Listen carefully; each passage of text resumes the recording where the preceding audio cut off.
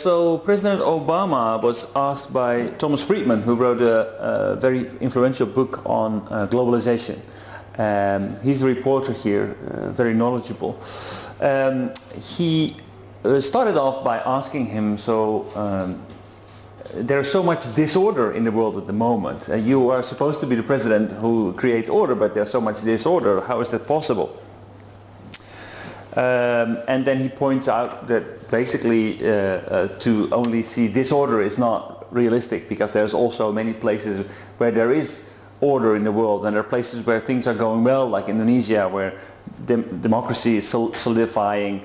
But there are places where there is turmoil in the Middle East, and in Central America they are experiencing a lot of problems. But in fact, all in all, there is much less disorder than Mr. Friedman is implying there is. Then he goes a little bit back into history and says, okay, how did we inherit this disorder?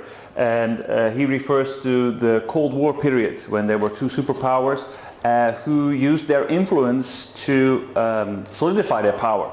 And that means that they were actually keeping a lot of bad regimes in place, because as we have seen already over the past sessions, it's much easier to control a minority controlling a country than a majority. So there's many countries all over the world where bad regimes were kept in place, and after that Cold War ended, those bad regimes still remained in place. And especially this was true for the Middle East, and this was inevitable. The Arab Spring would come. It was not sure when, but that it would come was sure. And basically that is a risk that was already foreseen.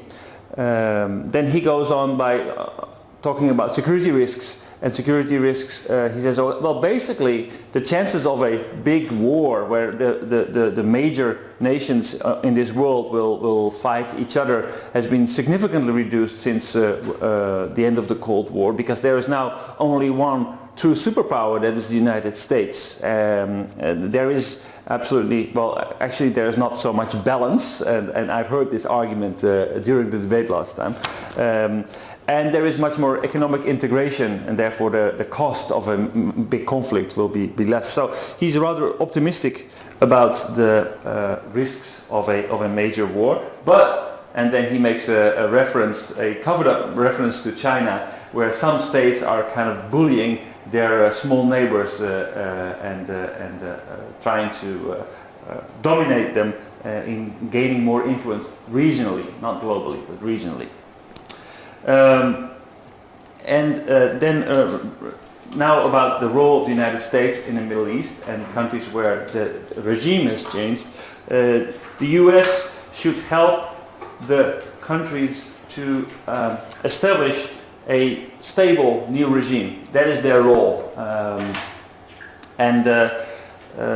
But it's all very difficult, because there are so many things going on around the world, and there's other problems like climate change, etc., where they need to focus on, that for the United States it's very difficult to focus. But their policy is that they should help the countries go into that transition, because they don't have any history. They had a very long period where they had these bad regimes.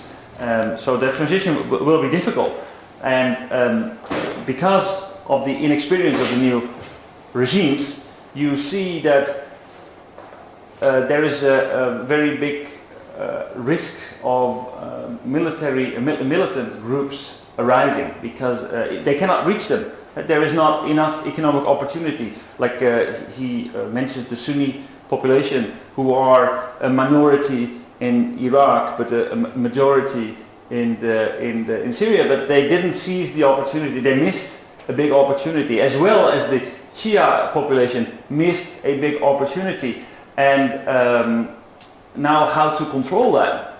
And he says, well, Bush, no matter what you thought about his decision to start this war, so basically saying maybe he shouldn't have started it, but he said he delivered results because he gave a democratic framework, but it didn't work because locally they didn't seize the opportunity in Iraq to actually make something out of that blueprint.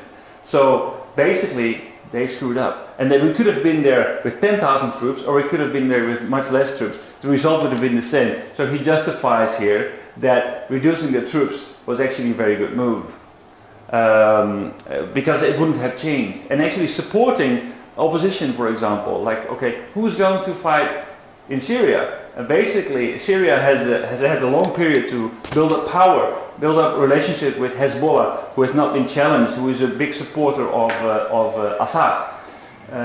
Basically, the opposition is almost powerless. To give them arms and to help them to fight the regime is not really something that they are officially, according to President Obama, that they are doing at this moment, because they simply do not have the manpower, the capacity, not the skills to fight the war, even though they have the power. So this is something that he doesn't offer a solution for. He doesn't give any forecast about the war in Syria. Basically, it's going on, but I didn't hear him give any solution there.